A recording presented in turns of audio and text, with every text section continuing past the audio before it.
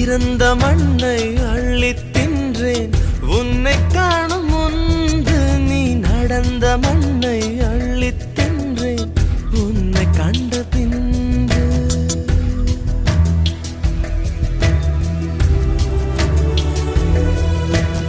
அன்னை தந்தை கண்டதில்லை நான் கண் திறந்த பின்பு.